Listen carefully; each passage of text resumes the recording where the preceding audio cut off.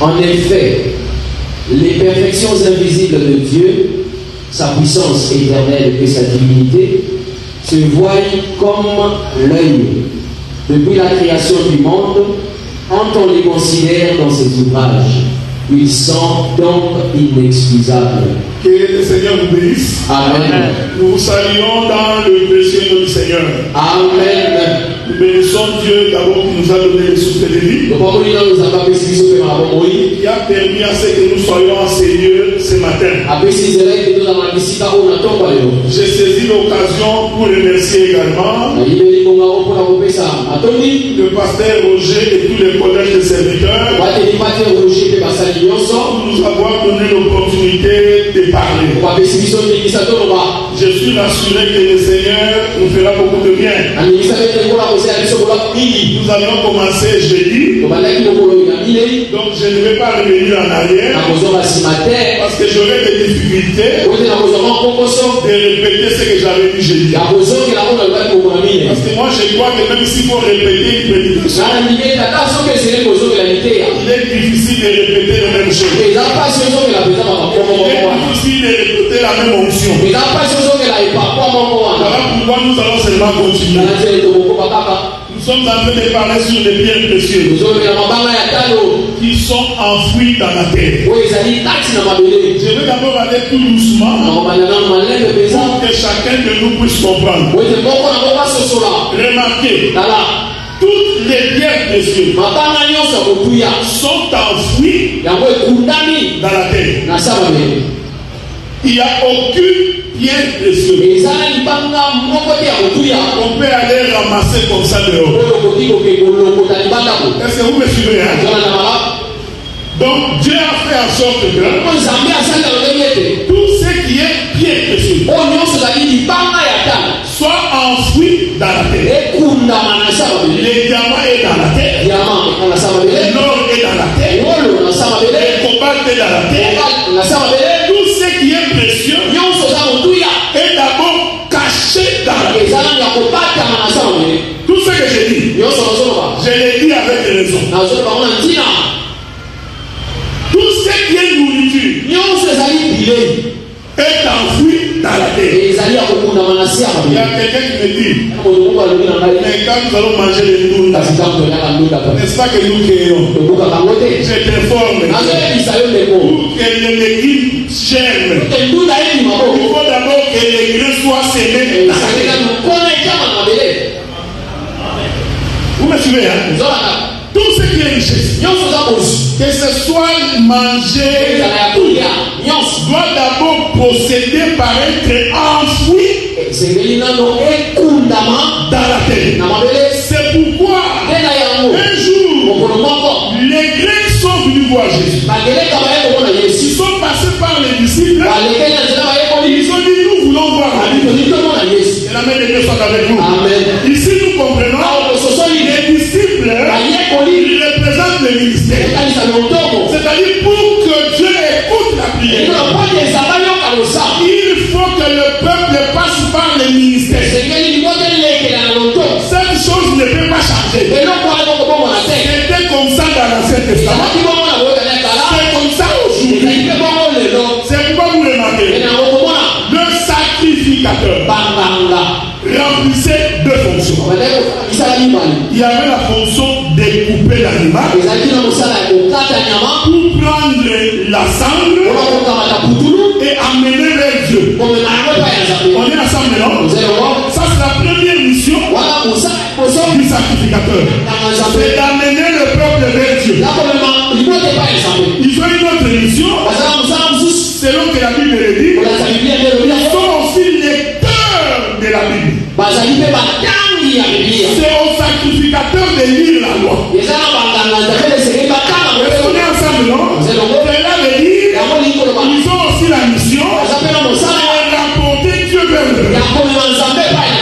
Et si nous disons le sacrificateur, c'est l'étendue. Amen. Est-ce que vous me suivez? Au commencement, Dieu créa les cieux. Oh, les cieux c'est Dieu. La terre c'est nous. Et Dieu mit l'étendue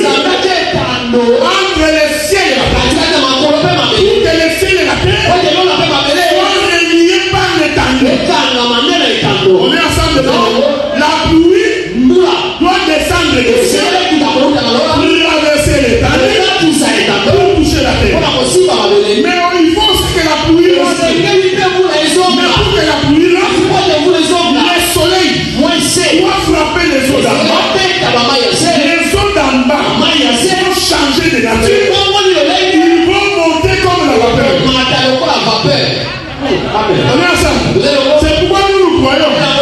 L'enlèvement est possible. Les eaux du deuxième jour qui étaient descendues sur la terre pour remonter. Pour qu'il remonte, il faut que le soleil puisse frapper les eaux d'en bas. Sans le soleil, il n'y a pas d'évaporation. Est-ce qu'on est ensemble? Oh, le soleil, quand il frappe, il fait mal. Et quand il fait mal, il fait changer de nature. Ce qui était liquide, il y a des difficultés pour envoyer. Pour apprendre un autre corps. Et ce corps-là, on appelle la vapeur. On est ensemble. Amen. Écoutez, frère, si la main de Dieu ne te touche pas, si la main de Dieu ne te touche pas, il est impossible que tu partes à l'enlèvement. Pour monter, il faut avoir le corps léger qui te permet de traverser ça. Soyez ensemble, frère. C'est pourquoi le jour où Pierre dit à Jésus, tu ne mourras pas.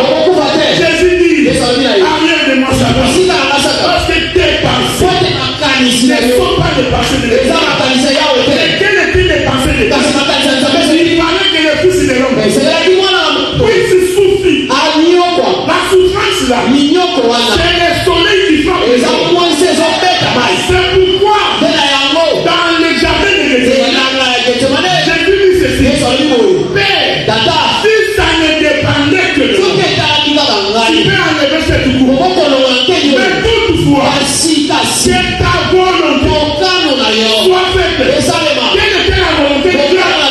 C'est que le Père, qui est le soleil, soit frappé le Fils. J'ai compris pourquoi Salomon dit il faut qu'éloigne les fouets de son fils. Ne l'aime pas. Quand on aime le Fils, le fouet doit être le Fils. Attention, je ne parle pas de ton fils. Je ne te demande pas d'aller frapper ton fils. Cette écriture, je parlais d'abord de l'amour. Il dit puisque j'aime mon fils, qui est Jésus-Christ, l'amour va consister à le frapper. Si je ne le frappe pas, vous ne serez pas sauvés. Est-ce que vous voyez ça? Je frappe le Fils. Je frappe le Fils. Le Fils est transformé. Quand il ressuscite, les femmes ont voulu le toucher. Vous ne pouvez pas le toucher. C'est le corps que j'ai dit. Ce n'est pas le même corps. J'avais quand je suis on est ensemble, comme de l'eau qui était descendue, j'ai marché avec. Mais comme le Père m'a frappé, et j'ai changé de nature. Toi là, tu ne peux pas me toucher. Voilà pourquoi l'ascension de Jésus était facile. Parce que ce n'était pas le même corps. C'était un corps transformé. Si tu ne changes pas de vie, je te rassure, tu ne participeras pas à la révélation. Écoutez-moi bien, ce n'est pas la révélation. Ce ne sont pas les prophéties qui te feront entrer dans le ciel. C'est le changement de vie. Il faut que la parole que nous faisons ait une transformation. Un jour, j'aime ça, et il ferme le ciel. Il a seulement parlé. En sinon à ma parole, il n'y aura ni pluie ni rosée. Il y a une désert. Maintenant, le jour où le même Élie, il devait prier pour que le ciel s'ouvre. Regardez, frère, pour fermer, c'était facile. Sinon, à ma parole, il n'y aura ni pluie, ni rosée. Mais pour ouvrir le ciel, il a dû se mettre à gérer. La Bible dit qu'il s'est posté. Plus sa tête lui dit à se lever. On est ensemble, non? Je viens juste de lever un panneau. Pour dire que tu m'as fait quelque chose. Il peut se mettre la tête. Il y a que c'est deux choses. C'est tout un enseignement. Est-ce qu'on est d'accord? Pendant qu'il priait, il dit à son serviteur, Monte. Va voir. S'il va te voir, les serviteurs, il arrive, il regarde, il ne voit rien, il descend. J'aime ces serviteurs. Je ne veux pas un gros ventre comme moi. Je serai monté, je serai descendu pour remonter encore. Non, les serviteurs, il monte, il descend. Je vais ouvrir une parenthèse.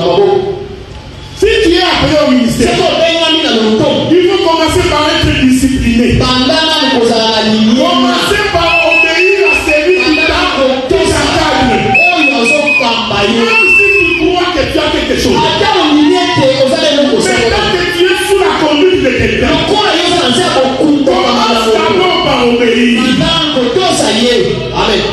Moi j'ai toujours dit aux frères, même si tu crois que tu as une révélation, mais quand tu es dans un collège que j'ai conduit, tu dois d'abord confesser ce que moi j'ai dit. Un jour je vais te lever. Tu peux maintenant apporter ta confession.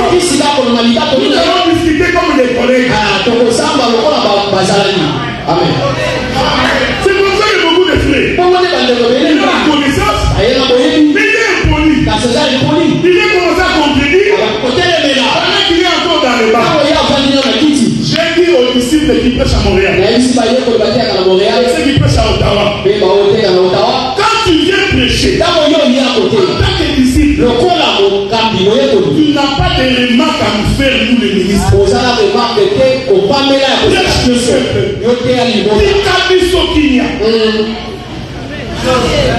Est-ce que vous comprenez ce que je dis? Quand tu es encore disciple, nous te disons frère, prêche-nous. Ne viens pas ici. Le pasteur d'aujourd'hui, comme ça. Ça là, tu ne prêcheras plus. Nous t'avons passé ici pour que tu prêches le peuple. Quand tu deviendras comme nous, à ce moment-là, tu peux nous faire.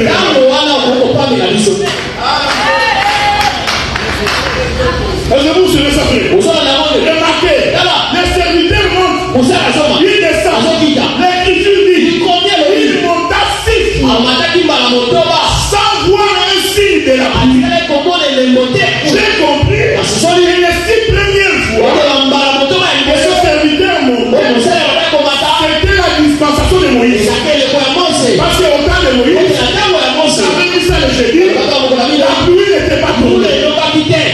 Amen. Est-ce que vous me suivez? Je voudrais exhorter. Pour ta bénédiction, il faut apprendre à insister dans la prière. Amen. C'est pourquoi nous pouvons prier pour le même sujet. Même 3 ans. Jusqu'à ce que nous verrons la chose. Nous n'allons pas nous appuyer. Les serviteurs montaient, ils descendaient. Ils montaient, ils descendaient. Et nous prions toujours. Amen. L'Écriture dit, quand il monta la 7e, parce que la femme doit rentrer dans le repas. Quand il monte la 3e, il descend. Il dit à Élie, j'ai vu le nuage ayant la forme de la pomme d'une main. Est-ce que vous me suivez? Il ne finit pas là. Et je l'ai vu monter de la terre. En réalité, Élie a compris. Éphésiens chapitre 4. Le même qui est monté, c'est le même qui est descendu. En montant, il a fait les dons aux hommes. Les uns comme apôtres, comme docteurs, comme prophètes, comme évangélistes et comme pasteurs. Quand Élie a vu, il a entendu, il a compris.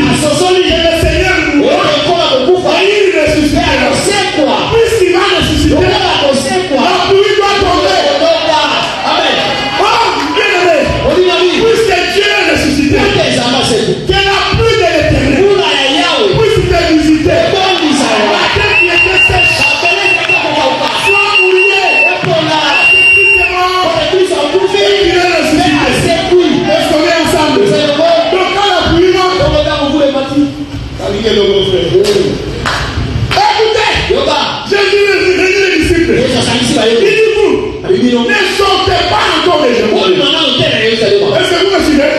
Parce que pour que vous sortiez de Jérusalem, il faut que je puisse mourir et que je monte. Si je ne monte pas, le Saint-Esprit ne peut pas descendre. En d'autres termes, si je ne monte pas, il n'y a pas de pluie. Amen.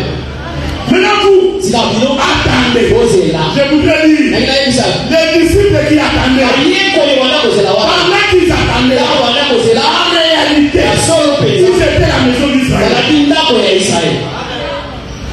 parce qu'il n'y avait pas de pluie.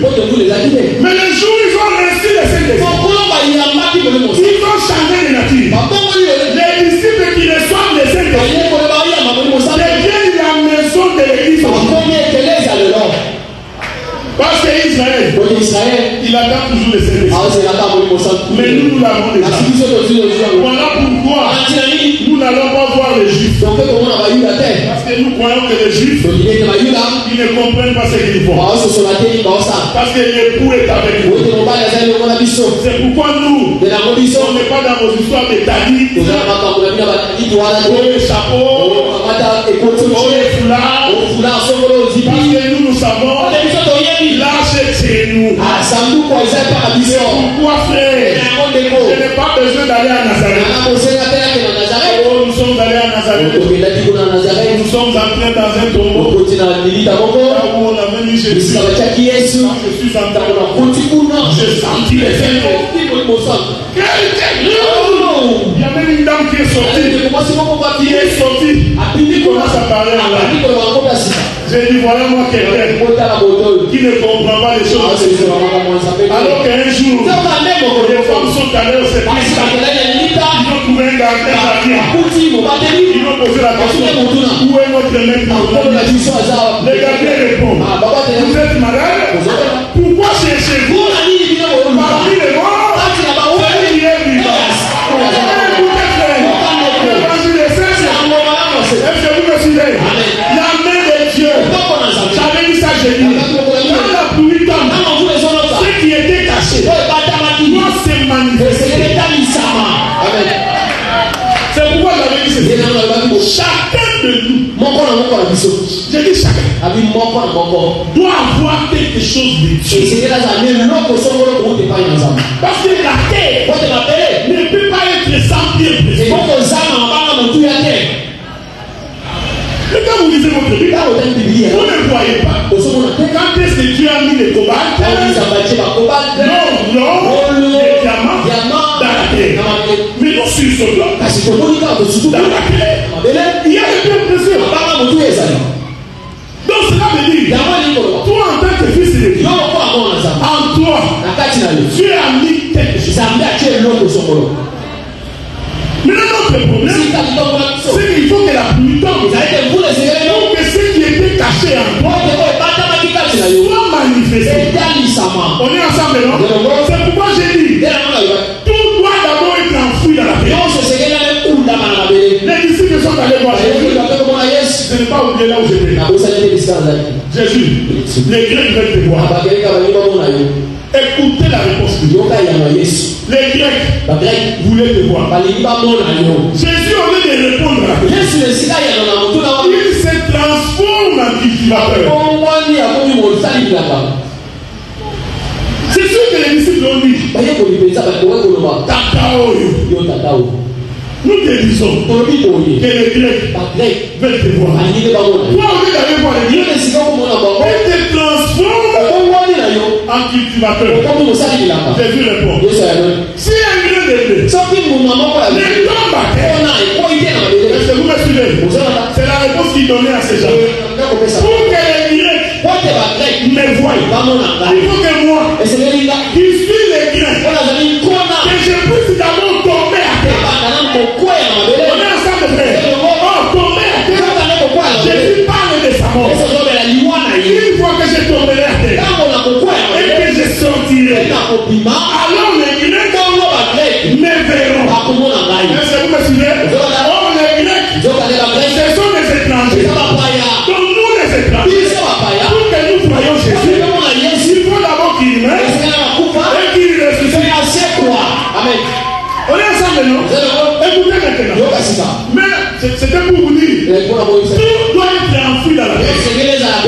Il y a tout un mystère ici. Si Dieu est enfoui dans la terre, doit mourir. C'est pourquoi Jésus dit à Nicodème, si tu n'es né de nouveau, tu ne peux pas hériter le royaume. Je pose la question. Quelqu'un peut-il naître de nouveau s'il ne même pas prévu? Parce que tu vis maintenant. C'est pour que tu naisses encore. Il faut d'abord que tu naisses pour naître encore. Est-ce qu'on est ensemble? On mourir ici, c'est mourir au péché. Pour que tu deviennes une nouvelle créature. Donc en chacun de nous, Dieu a quelque chose. Maintenant je vais appeler les témoins pour habiller mon enseignement. Parce que c'est comme ça que nous prêchons. Je suis en train de chercher maintenant des éléments. Parce que je suis devant les juges pour confirmer que ce que j'ai dit est vrai. Et en chacun de nous, il y a quelque chose de ça. Adam, j'avais commencé ça chez lui. Adam pêche. Quand il pêche, j'étais fort. La chose de Dieu ne l'a pas quitté. C'est pourquoi je vous avais dit, un véritable enfant de Dieu, même quand il pêche, la semence de Dieu ne peut pas le quitter. Dieu le savait. Il dit à Adam, puisque tu as péché, je vais commencer par te donner quelque chose. Il prit le vêtement de la peau de l'animal. Il le fait pour lui. On est ensemble. Mais il venait de pécher. Mais Dieu, dans sa miséricorde, il prit le vêtement. Il le fait pour lui. On est ensemble, hein? Dieu va ouvrir la porte de l'Éden. C'est là que j'avais compris que l'Éden a une porte. Il ouvre la porte de l'Éden. Il chasse Adam. Mais Dieu n'est pas fou. Il n'a pas chassé Adam même vivant. Il a chassé Adam avec la peau de l'animal. Je veux dire à quelqu'un, même quand tu souffres, même quand tu es dans la difficulté, même quand tu es désespéré, sache que Dieu a mis quelque chose à toi. Tu ne peux pas fuir l'église parce que tu as des problèmes. Tu ne peux pas fuir l'église parce qu'on te critique. Tu ne peux pas fuir l'église parce qu'on ne m'aime pas. Ce sont les difficultés. C'est ça Adam qu'on chasse en dehors du jardin. Parce qu'il y avait la protection dans le jardin. Mais quand on les met dehors, il est sans protection. Mais Dieu ne le laisse pas comme ça. Il dit j'essaie. Dehors, il y aura des problèmes. J'essaie. Dehors, il y a des lions. Mais pour te protéger, je ne t'envoie pas nu. Je te fais protéger. Et Dieu savait. Adam, comme il a la chose de lui, il aura les soucis de rentrer. C'est comme ça qu'il dit, mettons les chérubins à la porte. Parce que Dieu savait. Mon fils, dès qu'il est sorti, il revient. Quand on est enfant de Dieu, les difficultés, frère, ne peuvent pas témoigner de Dieu. Ce n'est pas parce que tu n'es pas marié que tu vas abandonner Dieu. Ce n'est pas parce que tu n'as pas l'argent que tu vas abandonner Dieu. Quand la chose de Dieu est en toi, cette chose priera toujours. C'est toi rentrer chez toi. C'est pourquoi nous nous confessons. Nous venons du ciel, nous sommes descendus et nous retournerons au ciel. Amen. Laissez-moi appeler notre témoin. Je vous avais dit que lorsque Adam était dans le jardin, il n'a jamais cultivé la terre. Pourtant, Dieu avait dit, pourquoi Pourquoi il n'y avait pas d'arbre dans le jardin? Parce qu'il manquait d'hommes pour cultiver. Dieu crée Adam, il est né dans le jardin. Nous constatons que Adam n'a jamais été au monde. Le jour où Adam pêche, Dieu vient répéter la position. Il dit toi Adam, puisque tu as péché. Est-ce qu'on est ensemble? Il dit puisque tu as péché. Maintenant, tu cultiveras les terres et la terre ne te produira que tes épis. On est ensemble, non? Donc Adam a commencé à cultiver et après le péché. Et je vous informe, il a fait la culture. Quand il est sorti de l'Éden, maintenant en sortant de l'Éden, il va avoir deux fils. Faites attention. Parce que je vais rester dans la révélation. En sortant, il va avoir deux fils. Caïn et Abel. J'aime la précision de l'église. Dieu va dire de Caïn ce qu'il avait dit à son père. Il n'y a pas d'arbre parce qu'il manquait quelqu'un pour cultiver. Quand Adam pêche, toi Adam, tu cultiveras les choses. Quand il sort, il a deux enfants. Caïn et Abel. L'Écriture dit Caïn était un cultivateur. Où est-ce que Caïn a appris à faire la terre? Il a appris ça de son père. C'est ici que les économistes n'ont jamais compris. Quand ils disent que Caïn c'est le fils d'Ida. Écoutez-moi bien. Suivez-moi attentivement. Caïn sort. Il tue son frère. Abel. Il a péché. Il tombe tue son frère. Et deux meurtriers. Dieu descend. Comme il était descendu pour son frère. Il dit quoi Caïn? Où est ton frère? Suis-je le gardien de mon frère? Il dit parce que le sang de ton frère. Il dit jusqu'à présent. Puisque tu as répandu le sang de ton frère. Je vais te chasser. Dieu, il répand ce qu'il avait dit à Adam. Adam, puisque tu as péché, je te chasse de Dieu. Le Dieu de la répétition. Il parle tantôt d'une manière, tantôt d'une autre. L'homme ne tient pas compte de ça. Dieu va répéter auprès de Caïn ce qu'il avait dit à son père. Il dit puisque tu as péché, je vais te chasser. Tu seras vagabond. Oh, j'aime Caïn. Il a attendu. Il voit que Dieu ne dit rien. Il lui rappelle. Il dit Dieu, je te connais. Tu avais chassé mon père. Mais tu n'as pas chassé lui. Tu lui as fait porter les vêtements.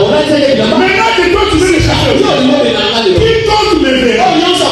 Mais tu es là. Voilà. Un meurtrier. Il vient de nous faire mourir quelqu'un. Mais il ne veut pas qu'il puisse mourir. Il dit non. Quiconque me verra.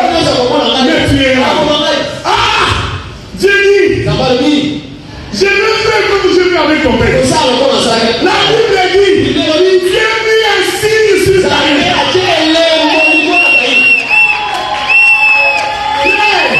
J'ai dit. Sans risque d'être contré. Le signe qu'on a mis sur Caïn. C'est la peau de l'animal.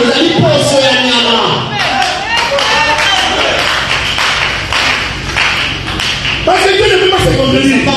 Et la peau de l'animal. Et les signes. Les deux signes la même chose. Dieu mit un signe sur Caïn. Écoutez ce que la Bible dit. Quiconque verrait Caïn ne peut pas le tuer. Même s'il vient par derrière, il verra le signe. Même s'il vient à gauche, il verra le signe. Même s'il vient à droite, il verra le signe. Même s'il vient devant, il verra le signe. Laissez-moi te dire que les démons viennent par derrière. Ils ne te toucheront pas. Il vient à gauche, ils ne te toucheront pas. Il vient à droite, ils ne te toucheront pas.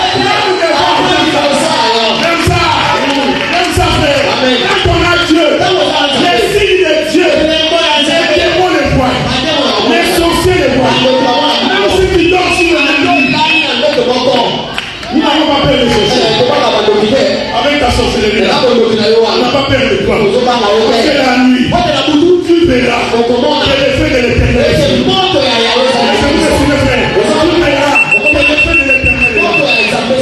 Dieu exauce la prière d'un pécheur. C'est les Caïens. C'est pour te dire, même quand tu as péché, ne perds pas l'espoir. L'éternel est toujours avec toi. Il ne peut pas t'abandonner. Nous ne sommes pas ici pour te condamner. Mais nous sommes ici pour t'apporter la grâce. C'est pourquoi David a dit, même lorsque je marcherai dans la rue de l'homme, je n'aurai aucune crainte. Quand tu as roulé que ton bâton me rassure. Vous me suivez? Autant David il parle de là. Il parle de l'Adam. Adam qui est sorti de terre, qui est entré dans le monde. Même s'il y a des problèmes, même s'il y a la mort, je n'ai aucune crainte. Parce que la peau de l'animal est avec. Amen. On est ensemble, non? Il faut avoir la foi. Quand Dieu est avec toi, il ne t'abandonnera jamais. La Bible dit, ils vous feront la guerre, mais ils ne vous vaincront pas. Nous l'aurons. Nous sommes rassurés de la victoire. Laissez-moi appeler notre Dieu. Un jour, Dieu dit à Abraham, ta femme Sarah, Sarah regardait son âge. Il dit, est-ce que c'est possible? Nous prêchons les dieux de l'impossible. C'est Dieu capable de rendre possible l'impossible. Le Dieu qui est capable de faire des voies dans un désert. Il n'y a pas de Dieu comme ça. Au temps de Noé, les contemporains de Noé ont trouvé que Noé était un fou. Parce que dans la contrée ici, il n'y a pas de l'eau. Est-ce que vous voyez ça? Ça c'est un fou. Ici il n'y a pas d'eau. Mais comme c'est Dieu qui appelle les nuages au rassemblement, il a appelé les nuages. Les nuages est venu au rassemblement. J'ai pris Dieu du ciel. Il appelle la bénédiction. Il appelle la bénédiction. Il apporte la guérison. Là où il n'y avait pas d'espoir, que l'espoir soit vous. Sarah va concevoir. On va commencer quelques temps après, avant la naissance d'Isaac, Ismaël va naître. Je t'informe que Ismaël, c'est le fils d'Abraham.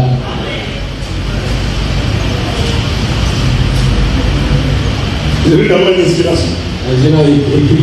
Vous savez que Ismaël et Isaac, ils ont le même père. Ils ont juste des mamans différentes. Vous savez, un jour, Abraham entre en Égypte. Il regarde Sarah. Il dit à Sarah, tellement que tu es belle. Quand nous allons entrer ici, on va t'aimer. Moi, je me pose la question, mais cette Sarah-là, elle était quelqu'un. Elle était toujours belle. Ils entrent là-bas. Quand tu es belle, l'information va circuler. Je vais ouvrir une parenthèse. La femme, elle est créée pour la beauté. Amen. La femme ne peut pas être comme un homme. Amen. La beauté, c'est pour la femme. C'est pour la beauté. C'est ce que la Bible dit. Dieu nous a préparé l'église comme une femme. Pour que quand nous apparaissions devant nous, comme une femme glorieuse, pour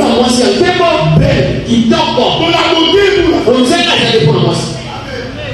Il faut toujours pour la femme. Amen. Donc quand on voit la femme, on doit sentir les chers, mais je ne demande pas de devenir comme Jézabel. Mais il y a la beauté. Moi, je m'en fous t'habiller. Même quand tu t'habilles, habille-toi. Même chipango. Ok, mais on se met un peu, non, Amen. Il faut que les femmes soient plus belles que les hommes. Les femmes, on ne peut pas mettre un couple comme ça. L'homme est plus beau que la femme. Amen. Donc si la femme qui devient plus beau que la femme, il y a un problème avec la doctrine. Parce que c'est la doctrine. Dieu qui était beau, Dieu qui était riche, Dieu qui était grand, il s'est humilié, il s'est dépouillé. Pour que toi tu sois dépouillé. Prenez l'habitude, frère. Avant que quelqu'un d'autre ne fasse les compliments, toi-même tu regardes. Waouh! Quand je vais sortir, quand le frère Joël verra ma femme, son cœur va battre.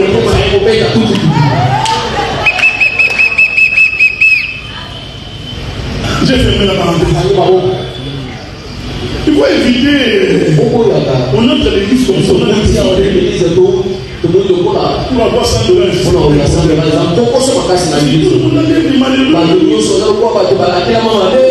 Même si tu n'en as pas, prenez d'abord l'attitude de quelqu'un qui a.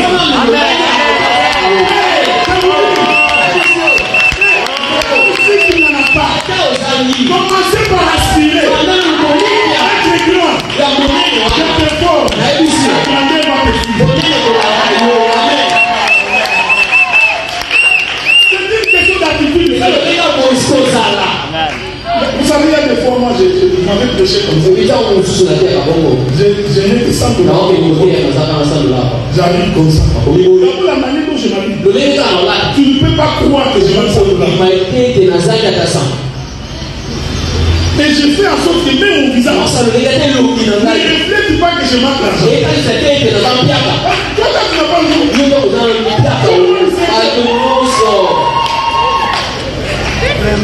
Je prêche.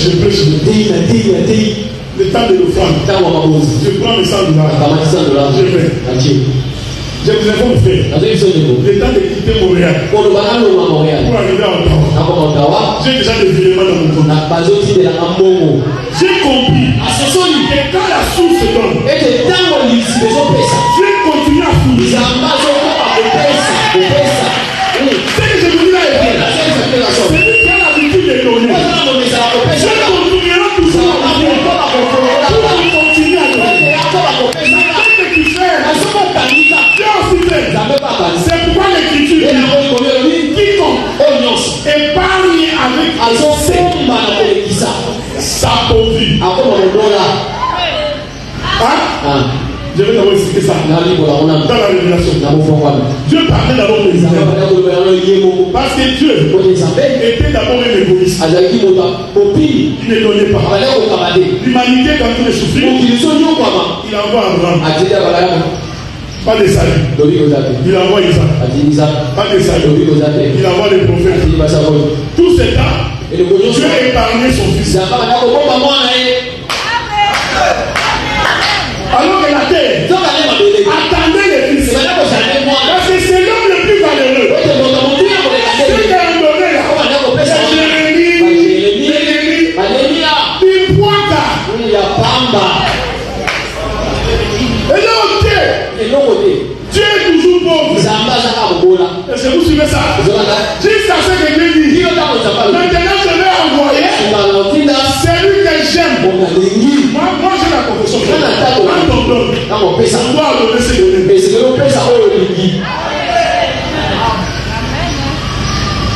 et aussi, tu donnes sans tristesse, sans contrainte. Mais ce que tu donnes, c'est ce que tu aimes. Ce n'est pas que tu. Il y a des gens qui ont les yeux dans les mains. Tu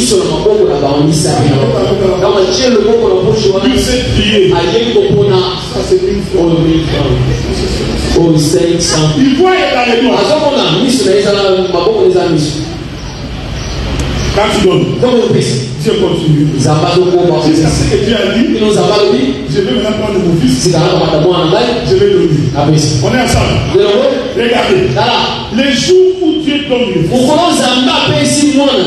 le fils meurt. aux yeux de l'homme. C'est ça que le diable n'avait pas compris. Parce que si le diable avait compris que Jésus a mouru, il va devenir beaucoup. Il n'avait pas accepté le diable. C'est cette partie-là que Dieu avait fermé les yeux du diable. Non, Dieu savait. Et en donnant le Fils, quand le Fils sortira, il y aura beaucoup de gens qui croient. La maison de Dieu va se remplir. En donnant un seul Fils. Regardez le nombre de personnes qui croient. Il est devenu riche. Mais s'il avait parlé, l'humanité ne serait pas sauvée. C'est pourquoi le jour où Jésus est ressuscité, la Bible dit que les tombeaux s'ouvrent, les saints sont sortis. Mais il était mort seul, mais il est ressuscité avec les saints. Je t'informe, frère, quand tu donnes, Dieu te donne aussi. Regardez, j'ai encore 10 minutes. J'ai ma petite capuche encore dans la poche. Je n'ai pas encore fait sortir. Agar va donner naissance à Ismaël. Je vous informe que quand Abraham entre en Égypte, il dit c'est ma soeur. Le roi prend Sarah, il l'amène dans ses appartements. Moi j'ai la confession que les pharaons n'étaient pas sortis avec ça. Ça c'est ma confession. Parce qu'au temps des pharaons, ils avaient plusieurs femmes. Ils les mettaient dans les appartements. Si le roi a besoin de toi, il va te faire venir. Donc Sarah était encore dans les appartements. Il n'était pas encore venu chez Sarah. Dieu va apparaître à Pharaon. Il dit c'est lui que tu veux prendre. C'est la femme de mon serviteur. Pharaon se réveille. Il appelle Pharaon. Mais qu'est-ce que tu m'as fait? Toi tu m'avais dit que c'est ta soeur. Ça c'est Genèse chapitre 20. Abraham répond oui, Sarah et ma soeur. Sauf que nous ne sommes pas des mêmes mères. On est ensemble. C'est important ce que j'ai dit. Sarah, c'est ma soeur. On n'est pas de même mère. Je rentre dans la maison d'Abraham. Ismaël et Isaac avaient les mêmes pères, mais ils n'avaient pas la même mère. On est ensemble, non? La maman de Agar, la maman d'Ismaël, était une étrangère.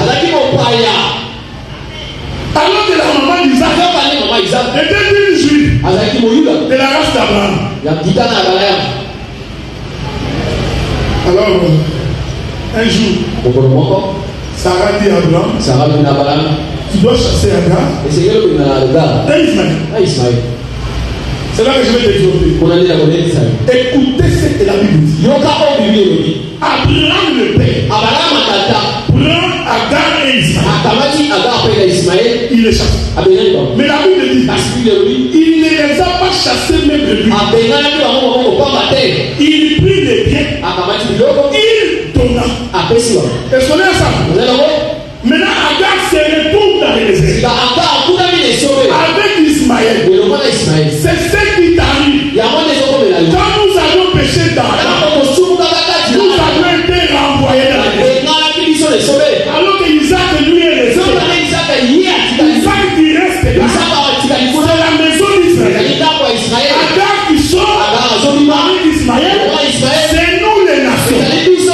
Mais nous ne sommes pas partis même vide. Il nous a donné les biens. C'est pourquoi quand la souffrance est arrivée, l'enfant a commencé à pleurer. Les cris de l'enfant a fait en sorte que l'ange est venu.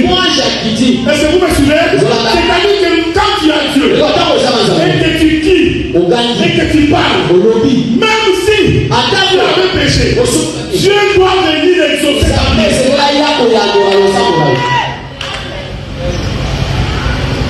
Maintenant, je prends la dernière cartouche.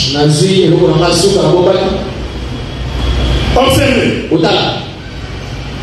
Je vous ai démontré qu'à chacun de vous, il y a quelque chose de Dieu. Je vous ai démontré que toute la richesse est enfouie dans la terre. Pour avoir la richesse, il faut travailler la terre. On est ensemble. Écoutez-moi bien. Pour accéder à la richesse qui est cachée. Là, je suis d'abord dans la doctrine. Il faut travailler. Le Congo peut avoir des diamants, des manganèses et autres. Si tu ne travailles pas, cette richesse va rester pour la vie. C'est pour vous encourager d'abord. Vous qui aimez la doctrine, il faut travailler pour accéder à la richesse. On est ensemble, non? Mais puisque nous ne prêchons pas que la terre, nous prêchons aussi des royaumes des cieux. Parce que si la prédication ne fait pas descendre les cieux, c'est une prédication de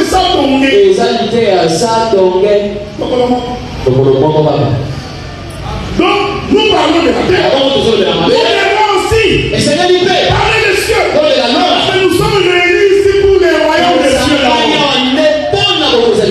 Regardez, l'éternel Dieu veut créer Adam. Il commence par rassembler la personne. On est ensemble, non? Il rassemble les gens. Lui, le premier qui va il travaille la terre. Il rassemble. Adam est une terre. Or, les pierres précieuses doivent être enfouies dans la terre. Alors Dieu regarde Adam. Il trouve que jusque là, Adam n'est pas encore devenu un être vivant. Pourquoi? Parce que les richesses ne sont pas encore enfouies en lui. Alors Dieu va descendre. Il va souffler dans les nations. Les souffles là, c'est ça la pierre précieuse que Dieu met dans Adam. Dès que ça rentre, Adam se met debout. Et on est ensemble. Donc quand Adam marchait, à l'intérieur d'Adam, il y avait Dieu, le créateur. Quand Adam s'est levé, ce qui était précieux, c'était l'esprit de Dieu. C'est pourquoi la Bible dit, en réalité dans l'homme, c'est l'esprit, la pierre précieuse. Je vous présente c'est l'esprit de l'éternel dans un corps. Un corps qui n'a pas l'esprit ne appartient pas à Dieu. C'est pourquoi Dieu ne donne pas son Saint-Esprit par plaisir. C'est quelque chose de très précieux. Il va le placer en toi. Mais quand tu marches, les gens te verront de l'extérieur comme un simple homme. Cependant à l'intérieur, le Dieu puissant. C'est pourquoi il avait dit, mes petits enfants, ne craignez rien, car celui qui est en vous est plus fort que celui qui est en toi. Laisse-moi te dire ça. Celui qui est en toi, il est plus fort que l'ennemi. Celui qui est en toi, il est plus fort que la maladie. Celui qui est en toi, il est plus fort que tout. Le souffle de l'éternel qui est en nous, c'est ce qui fait notre force. C'est pourquoi il a dit, ne sortez pas, attendez que le Saint-Esprit. On est ensemble, non? Il est levé. Amen. Ils se sont retrouvés dans la chambre au nombre de 120. J'ai compris que c'était l'âge d'Adam. J'ai compris que Adam avait 120 ans. Faites attention. Je sais qu'il est petit qu'Adam vous me comprenez. Je vais répéter ça. Dieu a créé Adam. Quand Dieu a créé Adam, nous n'avons pas vu Adam prendre de la bouillie, marcher à quatre pas, se mettre debout, se devenir grand. Adam a été créé déjà un animal. Et j'étais fort. Adam, quand il est devenu grand, il avait 120 ans. Voilà. C'est pourquoi Moïse va mourir à 120 ans. Et Moïse dit, l'Éternel votre Dieu nous suscitera un autre prophète. Lui aussi aura 120 ans. Les disciples se sont retrouvés. Ils étaient au nombre de 120. En fait, les disciples représentaient l'homme. C'est l'homme Somme chapitre 33. Les notions de Dieu. Ça n'est pas seulement sur la tête d'Aaron. Pas sur la tête de quelqu'un d'autre. Mais pour bénéficier des notions de Dieu.